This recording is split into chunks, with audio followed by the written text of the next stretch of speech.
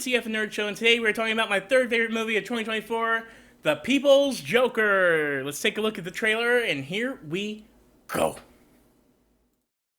Gotham City is nothing but neon biker gangs, leather freaks, and cross-dressers. Is that what you want? Come home! No, I won't, Mom. I'm gonna be a comedian. When I look back on my life, before going jokeman to harlequin, so to speak, I wasn't even sure I existed. It's like blurry, cracked mosaic of all these gender revelations. You mean she's gay? I'm trans. Well, I'm sorry. Well, I'm not sorry. I was fairly certain I was in love, and I was so afraid of that feeling going away.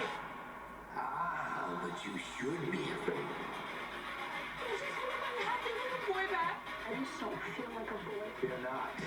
Why, I've developed an experimental treatment. It'll be Mama's happy little boy. Also comes in rainbow for pride. It was foretold that someday a clown would rise. Sounds pretentious. It is, whatever you say, Mr. J. Ika. Now you must journey inside yourself. I'm not a hero, and I'm not a villain either. So who are you? I'm a woman of my word.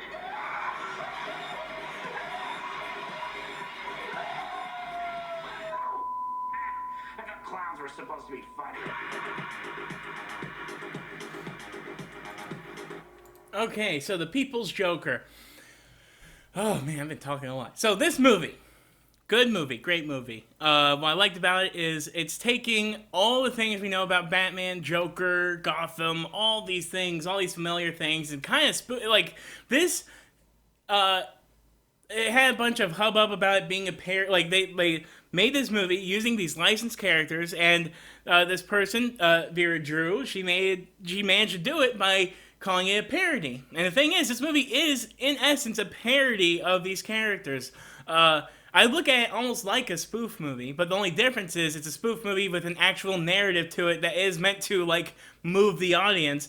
But it just also, which maybe I guess spoof movies don't necessarily have all the time. I think they do in some way. Like I'm trying to think of like superhero movie does have a loose narrative. Like these loose structural narratives to sort of help you, go through it. The only difference is this one is trying to be like more emotionally resonant, as opposed to like a scary movie or a disaster, especially a disaster movie. Those movies are terrible. But yeah, and the thing is, like, this is a movie about a trans person, about a trans person's experience, and also I think it is doing a very interesting job of utilizing these characters and trying to tell that story. And I think it also helps with some people, like maybe even some of the people online who are like big into superhero and comic book media, who maybe aren't nice to trans people and their experience and whatnot. And this is at least a minor bridge to help start understanding. I always think it doesn't matter if people even like or agree with the thing that they've seen. At least if the information is there and it does wash over them, it maybe just a little bit will go in and just, make them just absorb a different perspective and maybe be just that much nicer to somebody in the future. That's the whole point of film, media, all that jazz. And I think this movie does a good job of also, I think, elevating some of the lore, especially when it comes to what they do with Jared Leto's Joker. They kind of make it, they actually do a very good job of utilizing Jared Leto's Joker specifically and kind of putting in a trans backstory that I think kind of could track for Jared Leto, like legit Jared Leto's Joker in the Zack Snyder movies in a way.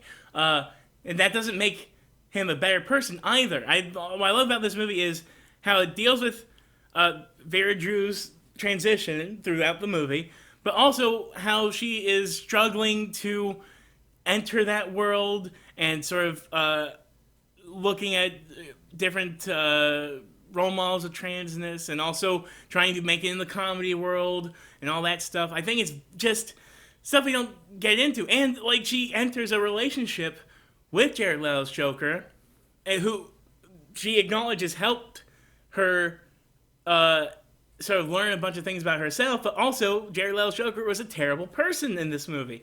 And I think that's very important too, to have these iconic, or these people of different I don't know, groups or whatever, being represented in different ways. Like, we don't just have a positive trans character in the movie that's just supposed to be like, oh, these characters are always good. No, sometimes they're garbage people too, and that should be acknowledged also.